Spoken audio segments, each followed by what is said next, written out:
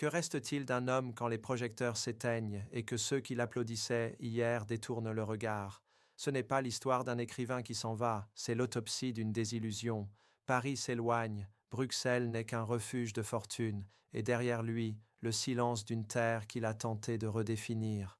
Aujourd'hui, nous n'analysons pas un départ, mais l'effondrement d'un symbole que certains pensaient intouchable.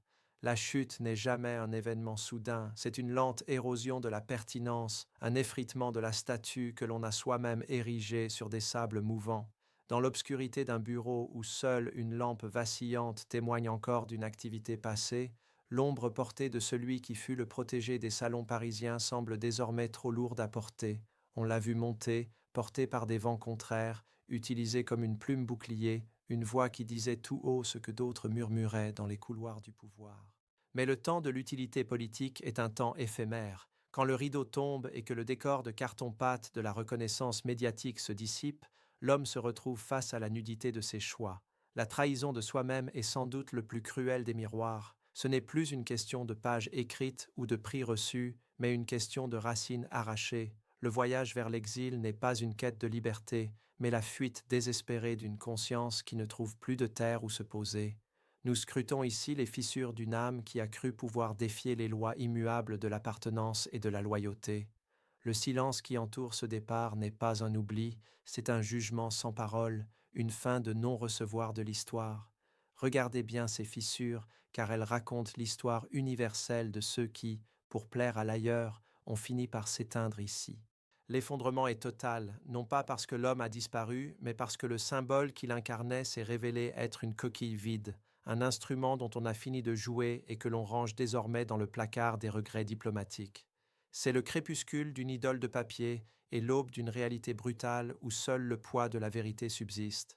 Avant de comprendre comment la plume s'est brisée face à la réalité du terrain, montrez que cette analyse compte pour vous, un like pour le respect de notre histoire, un partage pour porter cette voix, et pour marquer votre présence dans ce débat, écrivez simplement fidèle en commentaire. On entre dans le vif du sujet. Ce simple geste n'est pas une simple interaction numérique, c'est un acte d'engagement envers la préservation de notre récit national. En likant cette vidéo, vous ne soutenez pas seulement un créateur, vous envoyez un signal fort aux algorithmes pour dire que la dignité de notre mémoire ne peut être reléguée au second plan. Votre partage est le pont par lequel la vérité circule, brisant les chambres d'écho où certains tentent d'étouffer les voix authentiques. Chaque clic est une pierre ajoutée à l'édifice de notre souveraineté médiatique. En écrivant ce mot « fidèle », vous affirmez votre attachement aux principes de loyauté et de vérité qui définissent notre communauté. C'est une manière de dire que nous ne sommes pas de simples spectateurs passifs, mais les gardiens d'une histoire que personne d'autre ne racontera à notre place. Le débat politique en 2026 exige une présence active, une force collective capable de faire résonner les analyses qui dérangent les cercles d'influence étrangers. Votre commentaire est votre signature au bas de ce contrat moral qui nous lie, celui de ne jamais laisser l'opportunisme intellectuel dicter notre perception du monde. En participant maintenant, vous permettez à cette vidéo de franchir les barrières de la censure invisible et de toucher le cœur de ceux qui doutent ou qui ignorent encore les dessous de ces chutes spectaculaires. C'est dans cette unité numérique que se forge notre capacité à peser sur le récit global. Votre fidélité est le carburant de cette chaîne, l'énergie qui nous permet de plonger dans les zones d'ombre de la géopolitique avec rigueur et détermination. Ne sous-estimez jamais l'impact de votre voix. Elle est le rempart contre l'oubli et l'outil de notre réappropriation culturelle. Un mot, un pouce levé, une transmission, c'est ainsi que nous transformons une analyse en un mouvement de conscience.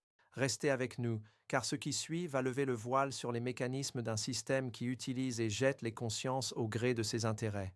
Votre présence est notre force, votre engagement est notre bouclier. Le rideau se lève sur une mécanique implacable que les manuels de géopolitique décrivent rarement avec autant de cruauté. Pour comprendre la chute de celui que l'on présentait comme une icône de la pensée libre, il faut d'abord déconstruire le mythe du héros intellectuel pour révéler la réalité de l'objet jetable. Dans le grand théâtre des relations franco-algériennes, certaines figures ne sont pas des acteurs, mais des leviers de pression, des instruments que l'on active pour saturer l'espace médiatique et influencer le rapport de force diplomatique. Le système français a utilisé cette plume non pas pour sa valeur littéraire intrinsèque, mais pour sa capacité à servir de projectile contre la souveraineté d'Alger. Pendant des mois, l'accueil a été fait de fanfares, de tribunes complaisantes et d'invitations sur les plateaux les plus prestigieux. On a fabriqué de toutes pièces une stature de martyr de la pensée pour justifier une ingérence morale permanente. Mais le propre de l'outil politique est sa date de péremption. Dès que le buzz médiatique s'estompe, dès que l'actualité déplace ses pions ailleurs ou que le coût diplomatique de ce soutien devient trop lourd à porter pour le Quai d'Orsay, le mécanisme de rejet s'enclenche avec une froideur chirurgicale. Le contraste est saisissant, presque insoutenable pour celui qui n'a pas vu venir le vent du boulet.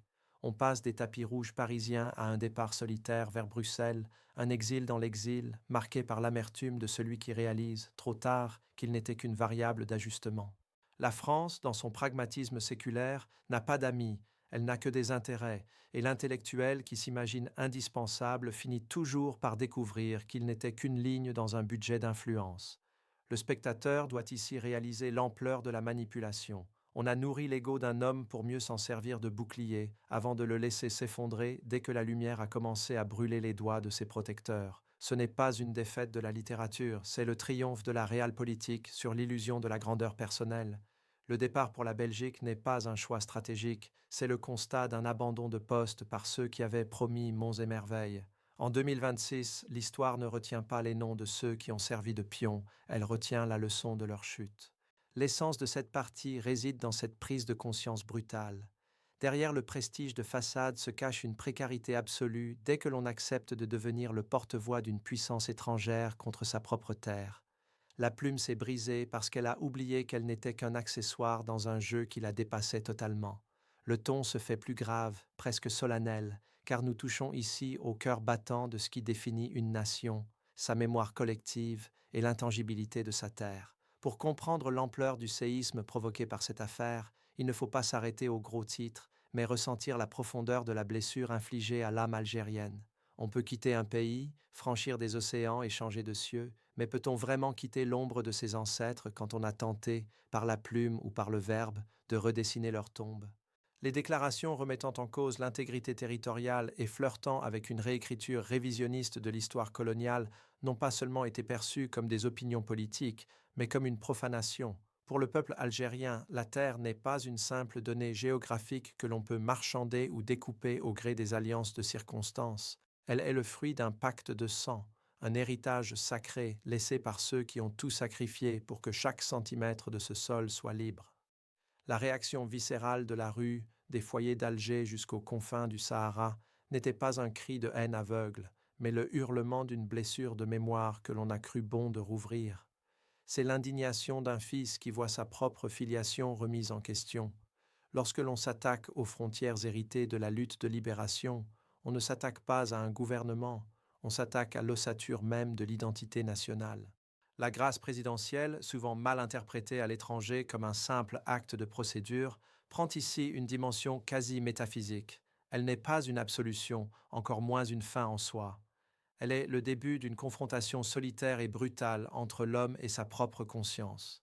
En lui rendant sa liberté de mouvement, l'Algérie le renvoie à son propre miroir, le laissant seul face au poids de ses mots et au regard d'un peuple qui n'oublie pas. Le storytelling de cette chute nous enseigne que la plus grande des prisons n'est pas celle dont on sort par décret, mais celle que l'on construit en se désolidarisant de sa propre histoire. L'exil vers Bruxelles, teinté d'amertume, n'est que la manifestation physique d'un bannissement moral déjà consommé.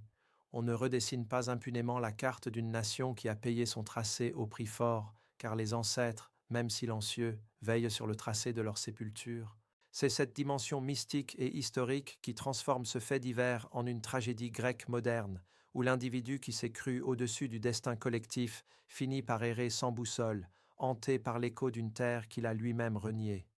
Le cas de Boualem Sansal n'est pas un incident isolé, mais le symptôme d'une mécanique bien plus vaste que nous devons oser disséquer. Pour comprendre l'ampleur du fossé qui se creuse, il faut élargir notre regard et tracer un parallèle inévitable avec l'affaire Kamel Daoud. Ce que nous observons ici, c'est l'émergence d'un concept troublant que l'on pourrait nommer le capitalisme littéraire. Il s'agit d'une méthode systémique où les tragédies nationales, et plus particulièrement les cicatrices encore vives de la décennie noire, sont transformées en produits de luxe destinés à la consommation des salons parisiens. La souffrance algérienne devient alors une matière première, extraite sans pudeur et raffinée pour plaire à un public étranger, avide de récits sombres sur l'Orient. Mais à quel prix? Le récent verdict de la justice à Oran contre Daoud soulève une question éthique fondamentale qui dépasse largement le cadre de la liberté d'expression. Peut-on bâtir une œuvre de prestige sur le dépouillement moral des victimes? Ici, l'analyse sociologique révèle une fracture nette entre l'art et l'exploitation.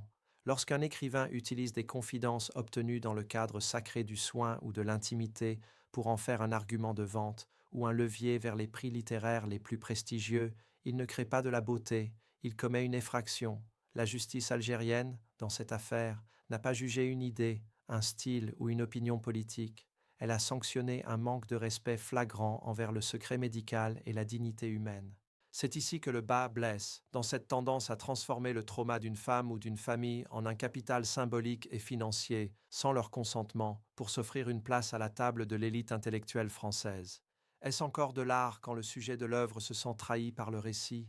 Le spectateur doit s'interroger sur cette forme de prédation intellectuelle qui consiste à exposer les plaies de son propre peuple pour obtenir une validation extérieure. Ce n'est plus de la littérature, c'est une marchandisation de la douleur. En réagissant fermement, la société algérienne signifie au monde que son histoire n'est pas une foire aux trophées et que le respect de la vie privée des victimes est une ligne rouge que même le talent ne peut justifier de franchir. Nous ne sommes plus dans le débat d'idées, mais dans la défense de l'intégrité humaine face à un système qui cherche à tout transformer en marchandise, y compris nos larmes les plus anciennes. Nous atteignons enfin ce moment de bascule où le tumulte des polémiques s'efface pour laisser place à une clarté presque froide. Nous assistons au crépuscule des idoles. Ce que nous observons avec les chutes successives de ces figures n'est pas une simple péripétie médiatique, mais le signe d'un point de rupture symbolique dans les relations franco-algériennes. Une époque se meurt, celle où une certaine élite intellectuelle pouvait s'ériger en pont entre deux rives, tout en sapant les fondations de l'une pour s'attirer les faveurs de l'autre. En cette année 2025, l'Algérie affirme une maturité nouvelle, une exigence de dignité qui ne tolère plus les intermédiaires à double visage. Le temps où le dénigrement de l'essence nationale servait de ticket d'entrée dans les salons feutrés de l'ancienne puissance coloniale est révolu. C'est l'heure de vérité pour toute une classe de penseurs qui se retrouvent aujourd'hui suspendus au-dessus du vide, sans terre ferme sous leurs pieds, car on ne peut indéfiniment habiter une frontière si l'on en méprise le sol. Imaginez un navire imposant qui, après des décennies d'oscillations incertaines, décide soudain de brûler ses amarres. Les cordes qui le liaient à d'anciennes dépendances psychologiques et culturelles se consument, libérant le bâtiment mais laissant sur le quai ceux qui n'ont jamais osé monter à bord. La France change, repliée sur ses propres tourments, et l'Algérie s'affirme, consciente de son poids et de sa trajectoire. Dans ce mouvement tectonique, ceux qui ont misé sur l'ancien monde, sur les vieux réflexes de la soumission intellectuelle déguisée en audace, voient leur horizon se rétrécir de jour en jour. Ils sont les naufragés d'une histoire qui s'écrit désormais sans eux, des ombres errant dans un entre-deux qui n'est plus un espace de dialogue, mais un désert de légitimité. Le crépuscule de ces idoles de papier marque l'avènement d'une ère de souveraineté intégrale où l'intellectuel n'est plus celui qui s'exile pour être entendu, mais celui qui puise sa force dans la fidélité aux siens. Le navire algérien vogue vers le grand large et les amarres qui brûlent illuminent une vérité crue. La reconnaissance qui s'achète par le reniement finit toujours par se dissiper dans les brumes de l'indifférence. La fin de ce voyage n'est pas une solitude, mais une réappropriation totale de soi, loin des miroirs déformants d'une rive qui n'a plus rien à offrir à ceux qui ont tout sacrifié pour lui plaire.